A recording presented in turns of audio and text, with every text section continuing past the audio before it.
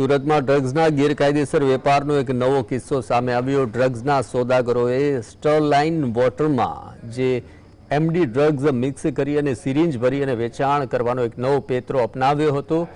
Surat crime બ્રાન્ચે આ ગુનામાં સંડોવાયેલા 3 શખ્સોને ઉઠાવી લીધા છે। 35 સિરિંજ સહિત 2.61 લાખનો મુદ્દામાલ કબજે લીધો છે। આરોપીઓ પાસેથી 12.540 ગ્રામ એમડી ડ્રગ્સ અને 1.25 લાખ રૂપિયાના ડ્રગ્સ સાથે તેઓને ઝડપી લેવાયા છે અને જમીલ ખાન, તૌફિક જહાંગીર પટેલ અને રેહાન રહેમાન ખાનને ઝડપી લઈ કાયદેસરની કાર્યવાહી હાથ ધરાઈ છે। 3 ઇસમો મળી આવ્યા છે, જેમાં જમીલ ઉર્ફે જમીલ જંગલી, આમિર ખાન, તૌફિક પટેલ અને રેહાન ઉર્ફે રેહાન ખાન, આ 3 ઇસમોની ધરપકડ કરવામાં આવી છે। આમની પાસેથી 13 ગ્રામ જેટલું ડ્રગ્સનું એમડીનું આ લોકો સેવન કરતા હતા।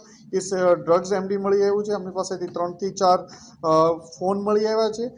સ્ટરલાઇન વોટર પણ આ ઇન્જેક્શન જે આપતા હતા એમાં એ સ્ટરલાઇન વોટરનો ઉપયોગ કરતા હતા એ મળી આવ્યું છે।